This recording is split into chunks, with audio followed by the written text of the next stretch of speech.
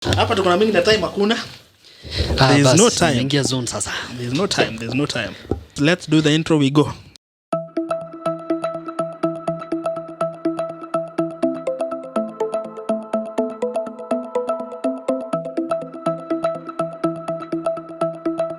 Ladies and gentlemen, boys and girls, I was about to say good evening, but I don't know what time you're listening. So, yeah, hi, I hope you're well. We're having a special episode, which will count as episode 5. Yeah. Of the Kenya's Market Map podcast, where we're going to discuss the recently released economic survey 2020. Yeah. And just give our opinions on the findings and the presentation made. Excuse me. Yeah, so with me being Daniel Kalia, we have Keegan Kiplimo and Easter Fanning. Yeah. And I don't know why you normally you like saying ladies and gentlemen, boys and girls. I don't know, it's a habit. But anyway, yeah, so we saw on Thursday, must have been the 9th of September. Yeah.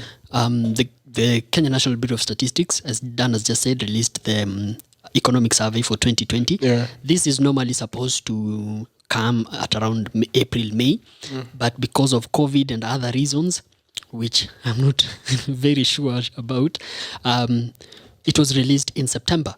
But according to the PS, PS Saitoti Torome, we are expecting the 2021 Q1 and Q2 in around October, November.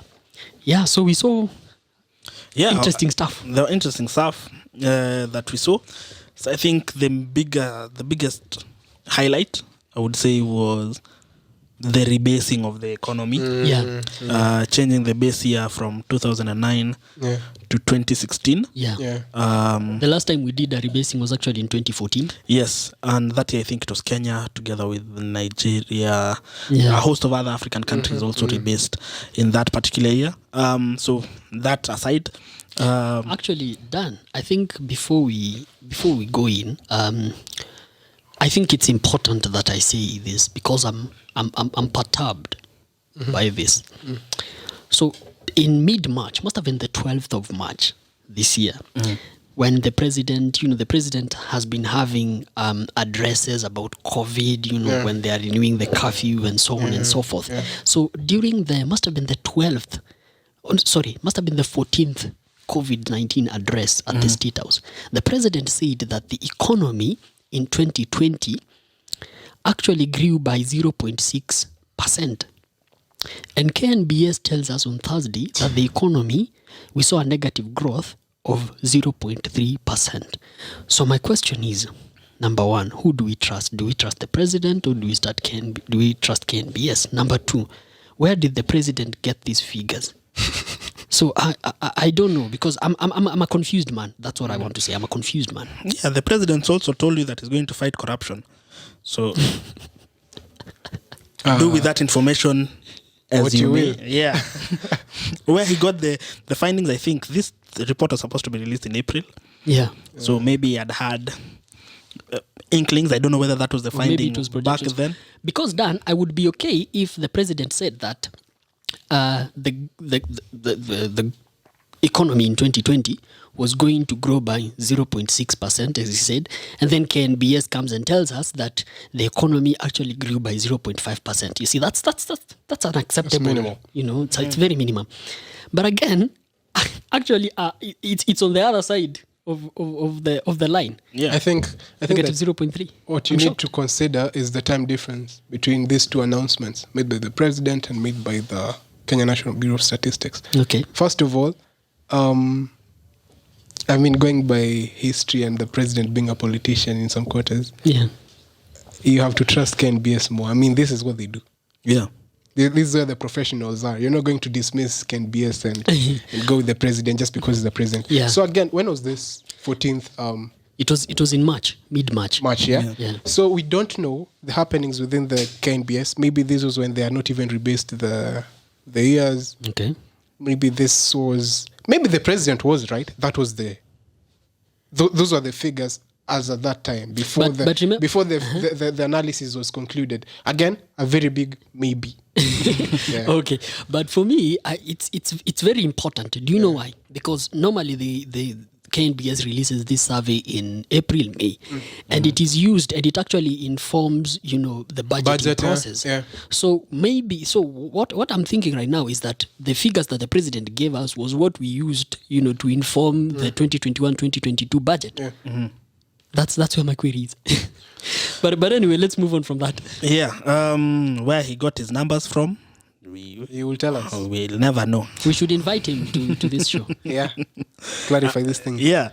So basically, with that, I think, Keegan, you've covered the major highlight is that the economy contracted in 2020, which honestly should not be surprising a shocker to anyone, considering what happened with the curfew and lockdowns and schools closing. So of course and tourism taking a hit.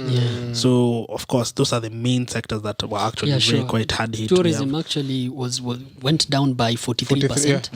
Education I think went down by around 10%. We had transport and storage it went down by 7.8%. But you can talk about education is even better because we had the number of schools they increased, but number of schools increased. Yeah, the number of institutions we have they increased. But the hospitality industry, there's a very different story. I would have thought, I haven't looked at the numbers, you've of course looked at the numbers, but I would have thought that probably many private schools closed in 2020. So probably that's we had lower numbers, but it's good to see that. But that's what happened when Corona came in. People had not adjusted. When people had just adjusted towards the end of last year, 2020, people were... But I think for most of 2020, because it's only class 8s and class 4s and form 4s who are in school, so the balance of it of course took a hit. So you find your publishers and bookstores did not do well because books were not being sold. School uniforms were not doing well. Suppliers of schools, people who supply food, your maize, beans, cabbage, all those, like there are those associated, those linkages, which also did not do well because of that. So I think that was the main highlight, although surprisingly I think some sectors also grew. Construction. I was talking about construction. I think the growth in construction was in the north of 11%. And interestingly, we saw cement consumption. Cement production, I think, was up by 21%. 20%. And then cement consumption was up by 20%. And I think we talked about this. We mentioned this in episode 4. For those who haven't listened to it, go and check it out. So, for me, when I look at construction and cement, I think the government has had one of the biggest impacts. Tell you what, there is the construction of Thwake Dam, there is the construction of Dongokundu bypass in the coast, there is the Nairobi Expressway, the iconic Nairobi Expressway. It's construction, which is 63 billion. Now, let me just point something just to demonstrate how important the government consumption is. Because you find that for the expressway, the Nairobi Expressway, 27 kilometers from Lolongo to JKIA. Lolongo, to Westlands, Nairobi, you find that the amount of cement that is used in a day, they use 9,000 bags of cement in a single day.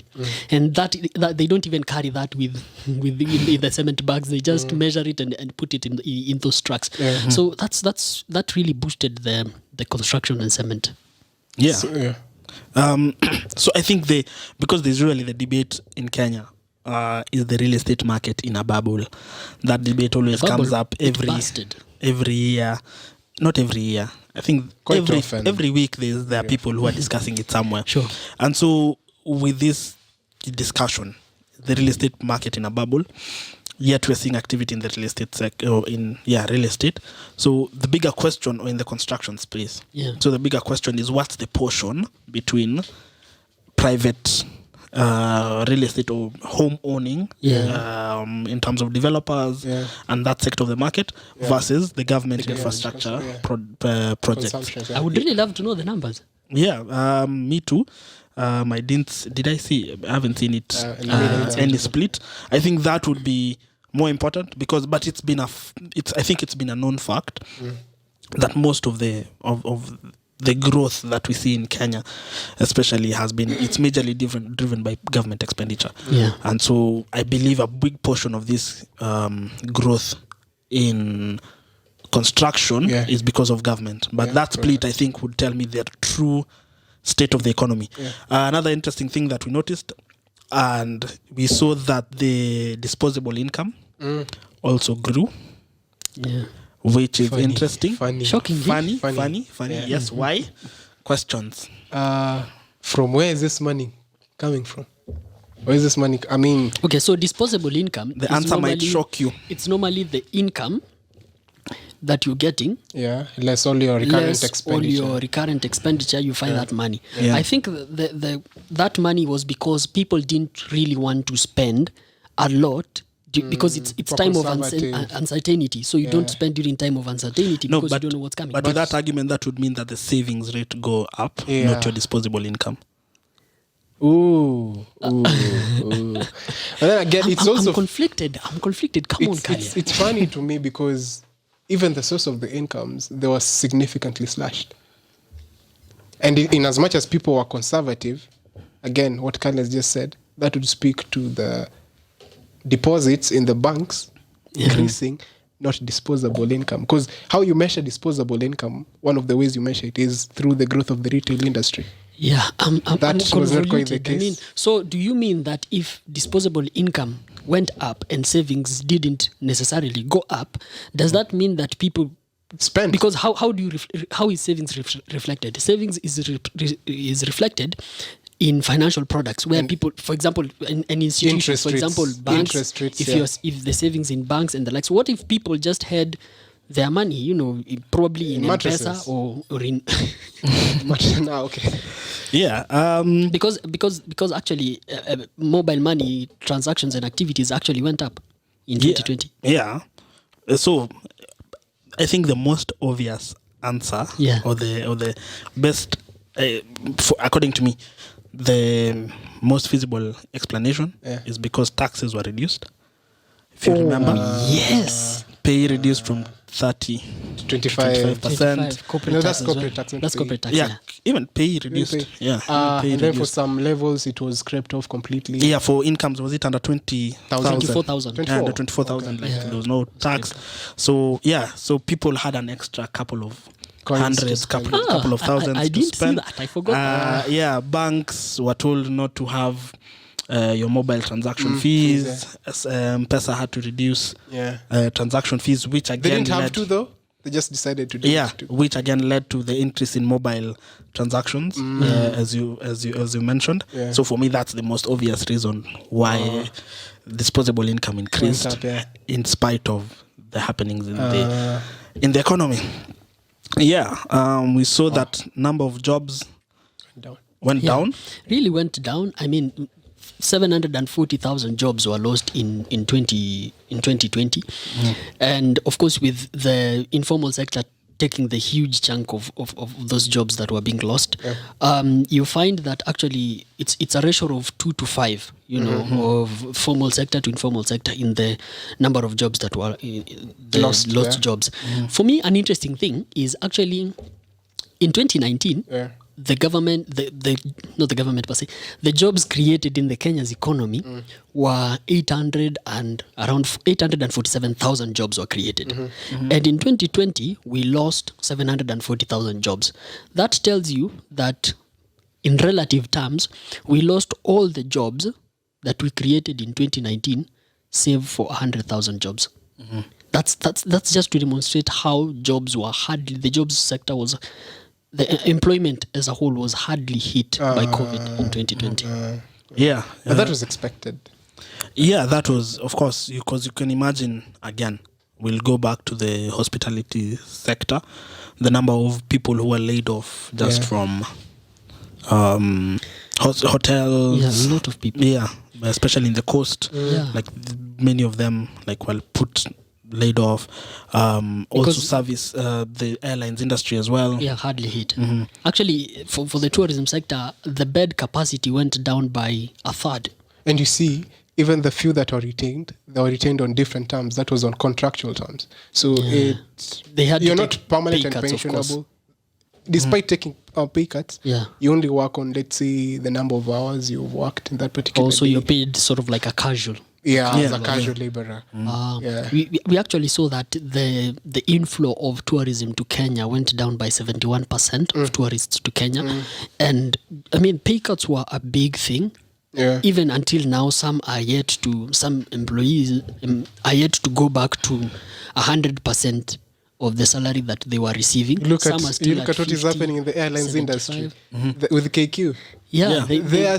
They actually still want to reduce the pay. Yeah, They still want to do more pay cuts. the latest pay cut that they took Yeah. was in January, and they've was just far. in January 2021. Oh, okay. Yeah, they took another pay cut, of course, last year.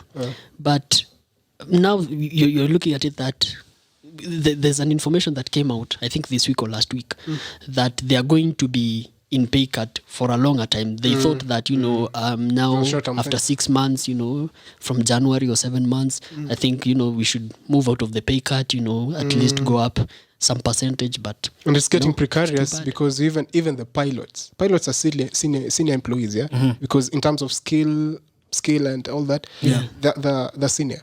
But even them, they're not spared because KQ wants to pay them on a per flight basis. Yeah. But that has faced a lot of sort of like rebellion from the Association of Pilots. Yeah. But okay, just to be fair, I mean the job cuts, it's not just a KQ problem, it's across the board, Yeah, true. across the aviation sector. Yeah. So, of course, that is but again, going back, the pilots resisting, again, that goes to the whole discussion of unionizing and having a whole lobby that can go and fight for you. Yeah. So we saw that sector, agriculture. Went up 4.8%. Yeah, but we had good rains last year, if you think.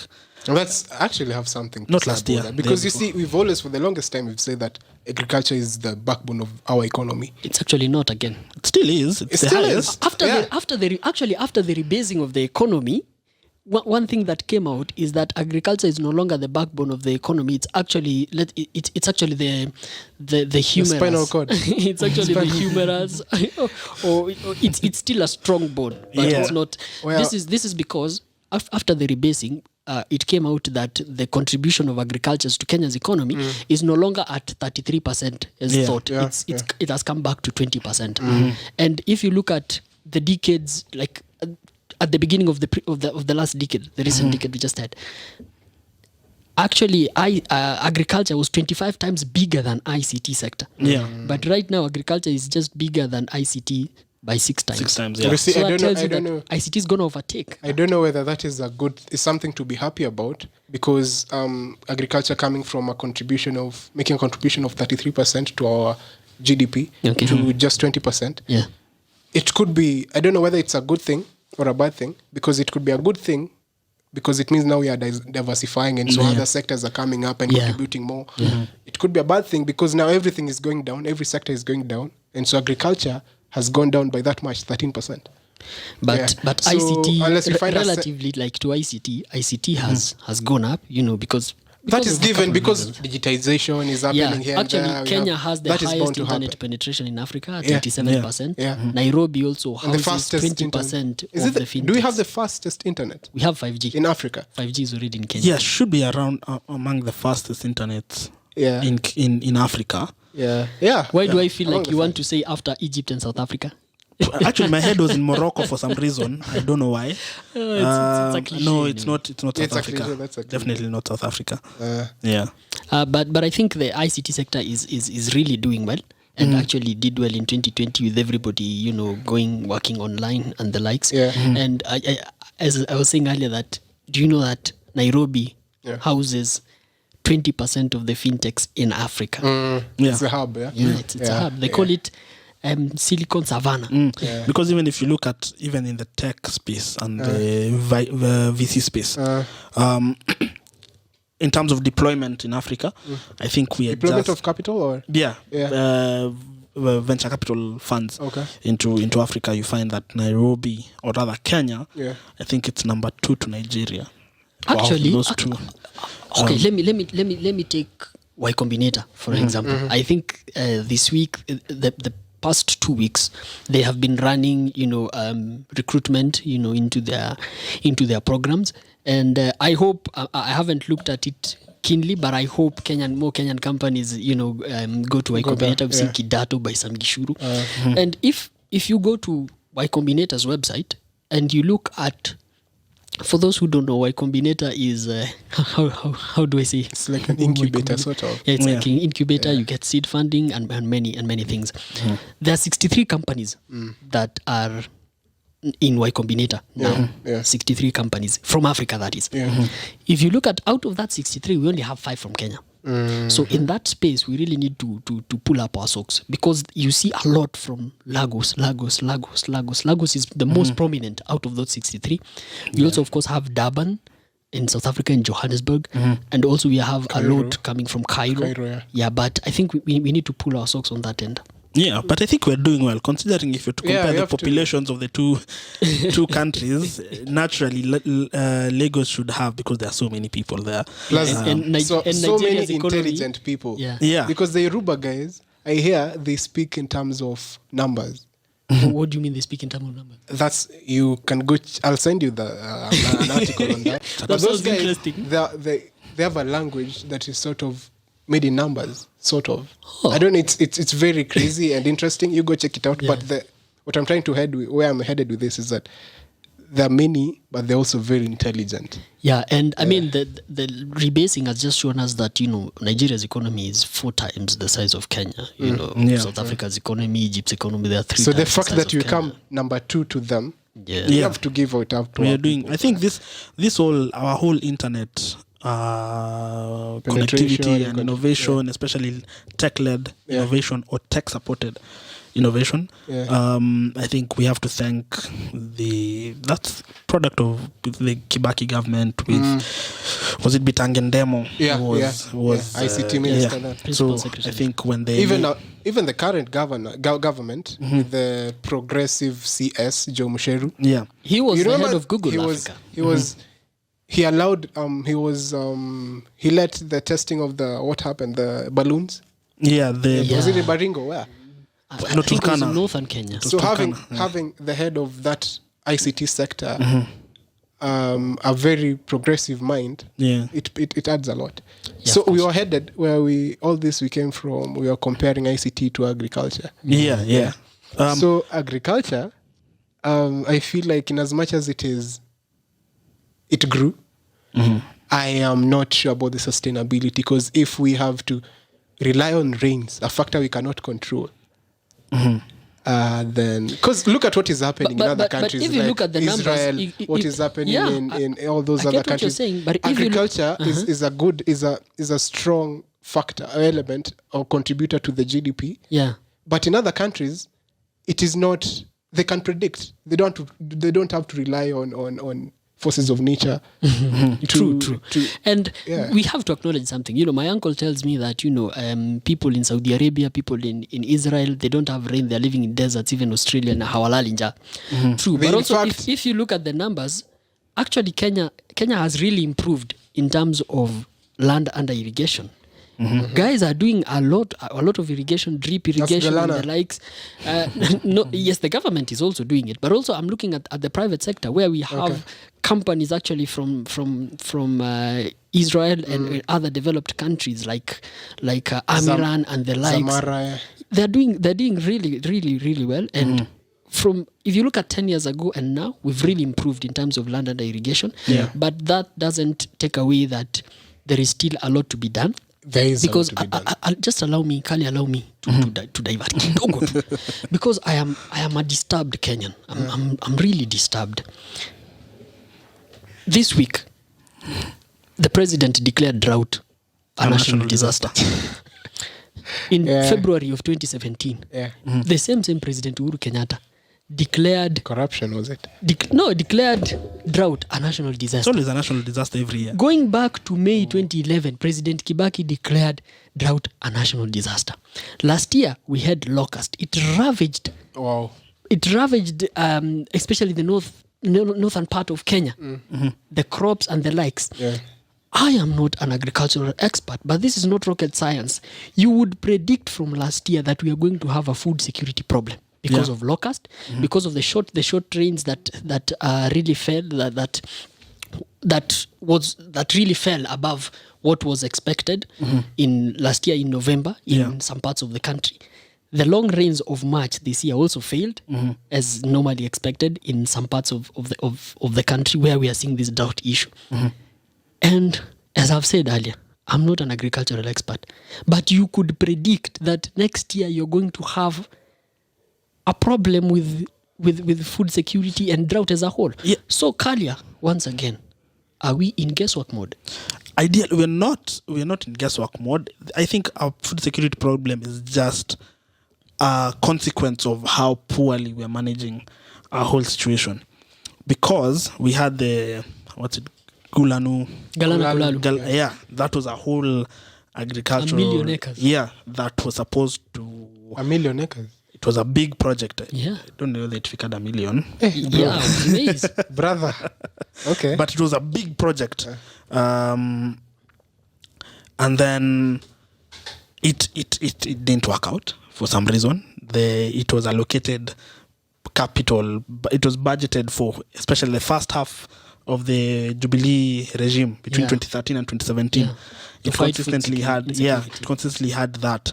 And then the other one, we have this dam projects in Elgeyo Marakwet. Kimwarer and Aror. Aror and Kimwarer dams, which ideally were supposed to go towards helping farmers. Yeah, and supply irrigation. That isn't there. That's 7 billion.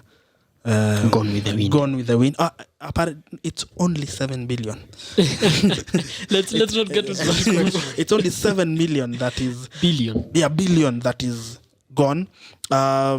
This especially, and then again now we are looking at another. Apparently, the government is devising a whole project similar to Galana. And you're like, if you didn't use the first one, I'm actually looking at the figures here. Yeah, And in the plan was to have 10,000 acres under irrigation. Yeah. By the end of 2020, they've only done 3,000 acres. So it's really laughable that they're actually looking into getting into another project, a similar project. Yeah. This one has clearly failed. Yeah, they have. Pepper and in terms of what is in the paper and implementation is actually two very different things. I mean, if you have you guys read the policy paper for UHC? It makes Universal a lot of sense. Healthcare. Yeah. You can't dispute that thing on paper, man. That thing is good. Yeah. But the implementation, funding and everything, we can't. tuko nje. And I think the government is accepting that because they were talking of handing it over to the private sector. So they were like, you know what, to give up. You guys now take it. Yes. So I think that's the key, because ideally we have these ideas from even the Moi government before 2002, like issues on food security, the number of people who went to Israel for benchmarking. And they are still going to Israel. Yeah. For agriculture. I'm sure the Israelis are wondering, are you guys... These guys... I'm shaking. How are you guys doing that? We have Egypt surviving on the Nile, and being able to sustain its people. Even export, they have surplus. Yeah, us, we have how many lakes just in the valley alone? We eat oranges from the Nile. Egypt, yeah. And Kalia, just to move this conversation a bit, we saw that imports actually reduced by 9%. We saw exports increase by 7.9%. Go Team Kenya. Why are you celebrating? Although we have a long way to go because we are net importers. Yeah. Our exports, our imports are actually 2.5 times that of our exports. Yeah. And I'm wondering, why did imports reduce? And I'm sure we didn't have money. We didn't have money to import. I'm sure Exactly. it's Do we use the Suez Canal? Or do we rely on it? No, we don't. for products coming from Europe. do they use this? I'm not sure. But I'm we You don't. have to go How much do we through actually import? Lagos and South Africa? and No, come up? I think we use it. We use it. Use a Do you know Swiss why canal. we use So it? when that We use it because we normally, you remember when we had the pirates issue and the likes with ships In coming when they're Somalia. coming to Mombasa. Yeah. And actually, just for our viewers and our listeners, Yeah. we saw that this week Kenya was removed from the piracy red list. We had been there. We were removed by the IMO, International Maritime Authority. We had been there since 2009. Wow. Yeah, so actually you find that I know I'm digressing, but It's just good for information. our viewers to know. Yeah. So we had been there since 2009. We were placed there by the 5 largest shipping industry associations. We were put in the red list. The last time we had an piracy incident around the Kenya maritime waters was in 2017. So we have been taken off that list, and I think it will have an impact in business because insurance products for people going to red listed areas, piracy listed areas, was higher than the others. The freight And is then expensive. also you'd find that some ships would move up to 300 nautical miles away from the shore. Just So to be just to safe. avoid the pirates, so that that's more fuel and the like, so the higher cost. So I think we might see other More. Hopefully, yeah. and I think Kalia, So on talking on the imports, Yeah. I think that, and also the way the shilling depreciated as well, goods become more expensive. So I guess naturally you get to reduce. Although the shillings depreciating helped tea farmers a lot. because Because we Kenyan saw the products became tea cheaper. production going up. Yeah, because we actually exported, I think, 24% more tea. It's like And interestingly, one of the agricultural subsectors that grew a lot. We had tea at 24% and we had sugarcane at 20. 47%. Whoa. Yeah. I mean, it's a great combination, tea and sugar. You know? Yeah. Come on. And milk also went up. When is it Western? But here's the other thing with sugarcane. Yeah. So our sugarcane exports have grown considerably, almost half, but our sugar companies are Going struggling. down. But the only sugar companies that are struggling are government owned. Yeah. Muhoroni, Chemelil, all these guys. Yeah. But if you look at West Sugar, which is owned, I think, by the Rai family, they're doing very well. Yeah, but why are we exporting so much, yet we also import a lot of sugar? It might be because of the prices. If you can get a better price outside, why sell to these people here? Why are the At prices the in end of the Kenya day, it's a high? business. Why are the prices in Kenya high? Because you can only argue that way if the prices by local manufacturers are high due to margins. But if it's because the cost of production is high, they can't control that, and so the government needs to step in there. I remember we had an issue with the With Uganda, minister, Yeah. Saying We actually cut You know what? imports from Uganda, yeah. by 79% of sugar imports. And they were making noise, and I could understand them because we got into an agreement. Yeah, in April, actually the cabinet secretary for trade, Betty Minor, actually went with a team to Uganda for a 7-day, sort of like state visit, and they sat down and agreed with the Ugandan Ugandan agriculture government that we minister. are going to allow you to export to Kenya this certain percentage, because it was actually allowed 3 years ago, but Kenya has been delaying. Kenyans, I think, we are exporting our dishonesty. And it is not fair for trade. But that for me does not add up, because why our exports are growing considerably, yet we are importing a lot. So even if you say it's cheaper, but even when you're exporting it, I'm trying to think from someone who's buying it from externally. Like, okay, no, that argument doesn't make sense now that I think about it. But yeah, my question is, shouldn't more of it be exported? Shouldn't more of the sugar be consumption? Yeah. Shouldn't more of it be consumed locally? So we see our sugar imports reducing. Yeah, but it's for me, it's very weird that we are having a lot of sugar exports growing, whereas also we are importing a lot of sugar at the same time. It doesn't match. But then again, coffee. Our imports are 450,000 tons annually. Does that data include black market trade? No, it doesn't. The sugar that comes from Somalia and Somalia, and even through the Busia border, a lot of trade happens there.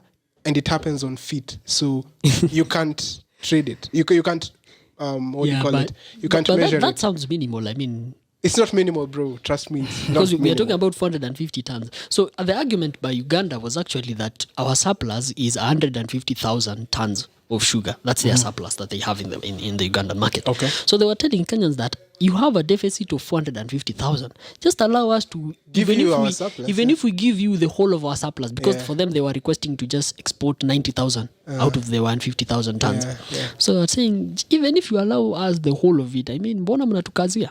But on the side of the Kenyan government, they've been saying that there are issues to do with rules of origin. With Okay, the Ugandan sugar. Yeah. So they were arguing that the Ugandans export to us what they have imported as well. Probably. And so, Most probably. what's the implication of that as an economist? What are the implications of that?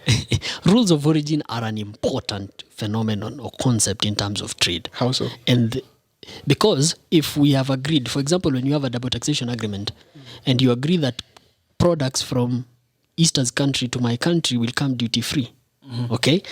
And so long as there is usually a clause, if it's also in the AFCTA, the African Free Trade Continental Free Trade Area. Yeah.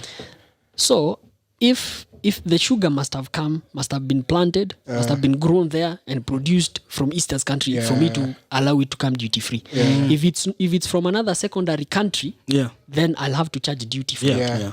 Makes sense. Makes sense. And I mean, just talking about imports and exports, I was looking at the top four exports from Kenya, and you find that there's horticulture. I'm okay with that. You find that there's tea. I'm okay with that.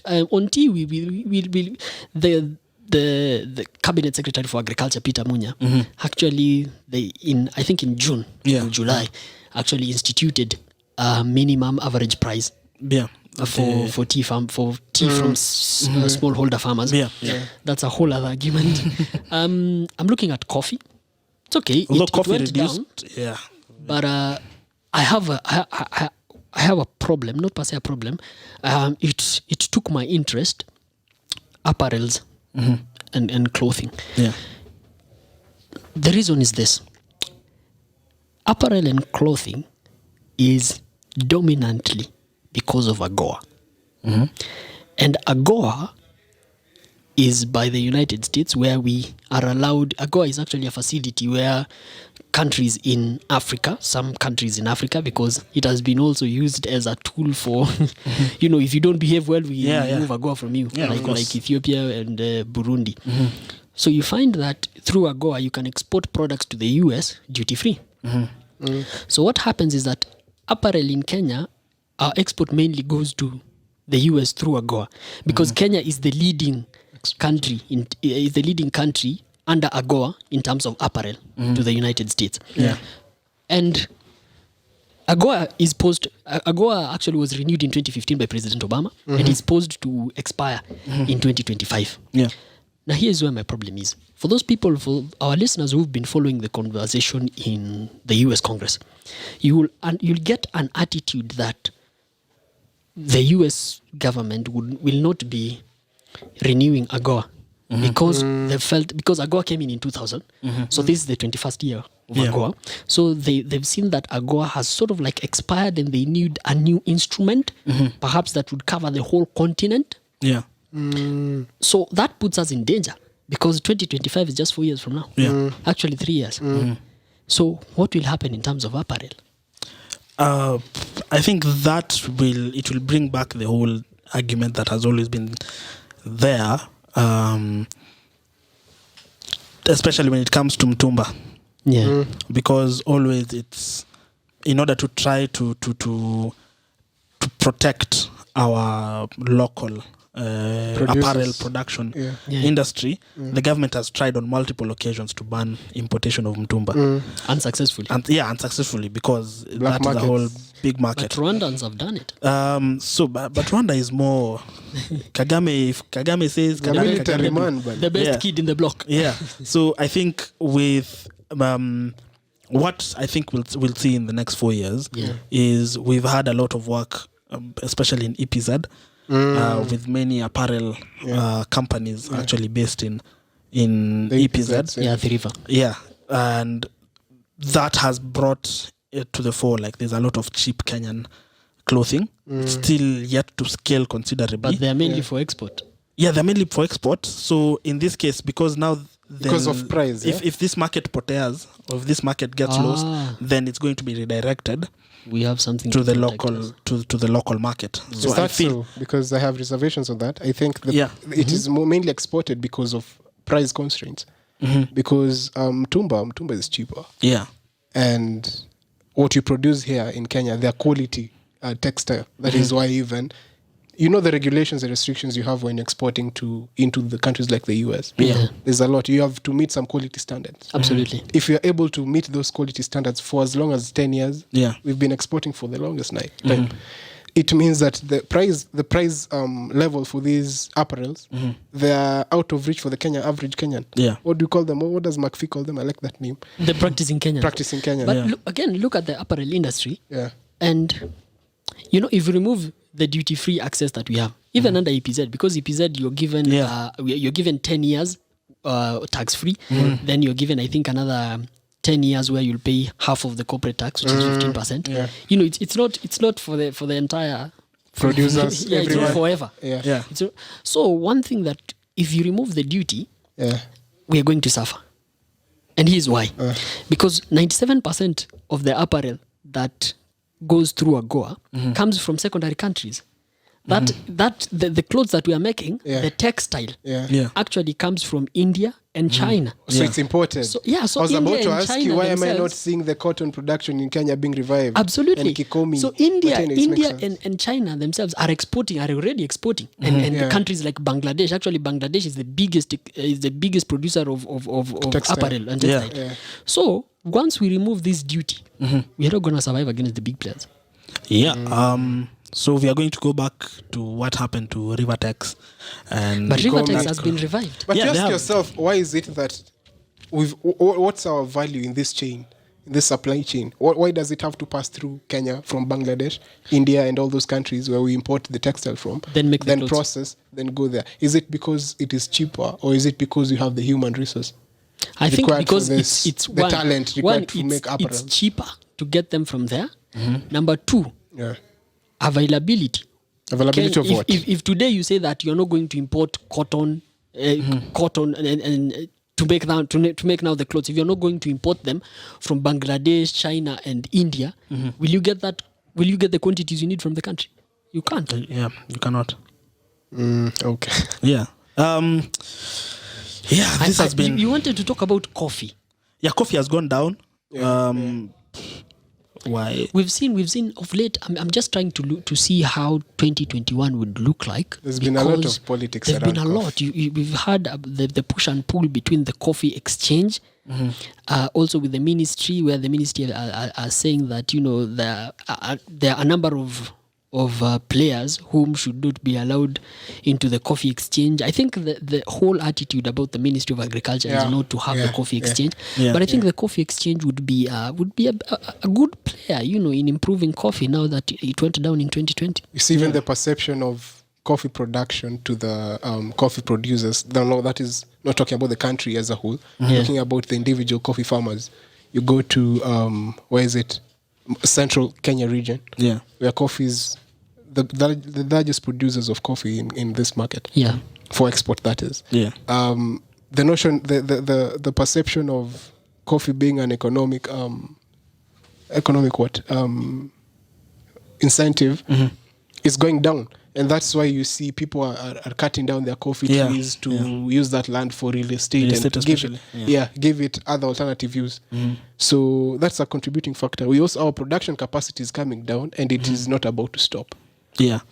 Mankalia, we saw a negative growth in manufacturing, a negative growth of 0.1%. Yeah. And if I look at the last 5 years, the growth in manufacturing has never gone above the highest in the last 5 years has been 3.6%. Yeah. Mankalia, what's the problem? What can we do? It's been year on year. The growth has been year on year. Year on year. Yeah. With manufacturing, I think number one should be in my view, our electricity costs. Yeah, and the contribution Why? to GDP of manufacturing is also going down. Yeah. So number one, I think the cost of electricity is high in Kenya compared to especially the big manufacturing countries. If you look at China, if you look at Indonesia, those kind of countries, like their cost per unit of electricity of power is quite low.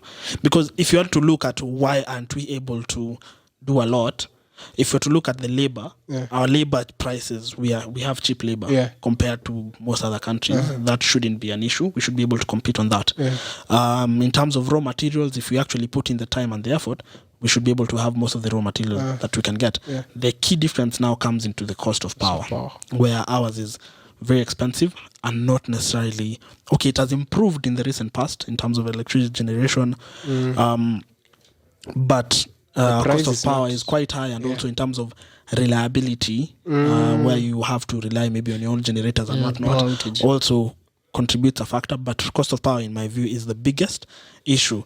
And so, I think there's usually a lot of hype on manufacturing because I think most of the people associate growth with the industrial age. Most of these countries grew.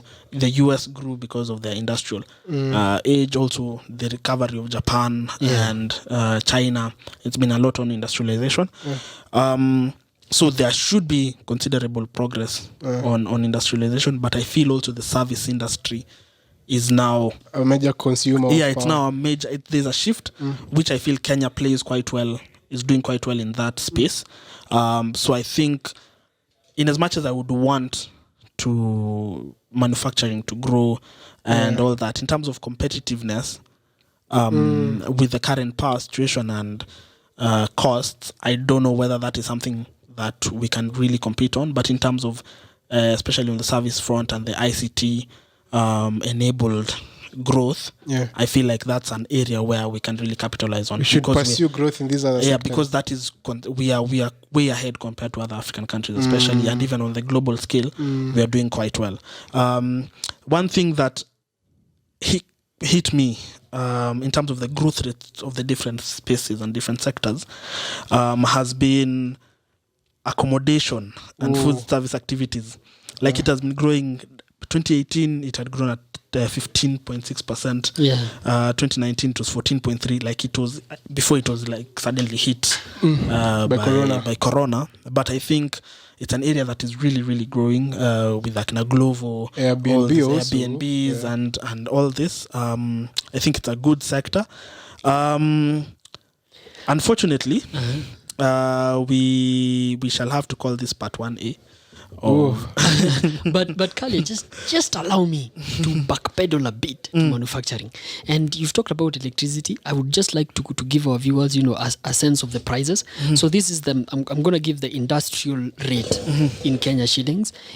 Kenya, the industrial rate is at 18 shillings per kilowatt per hour. You find that in Uganda it's 17 shillings. In Tanzania, it's 11 shillings. In Egypt, it's actually 8 shillings. Wow. So that's why we can't really compete. But I really want to say this. We have an issue in manufacturing. And let me start here. The road to hell is paved with good intentions.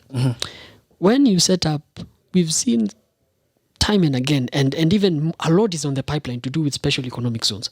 And special economic zones, you find that manufacturing is important because it brings a lot of jobs. Okay? And even foreign exchange. Now, for special economic zones, you find that they are given a 10-year tax holiday. And then after that 10 years, you're given another 10 years of 15% corporate tax. That is half of the corporate tax. You're exempted from VAT. You're exempted from withholding tax.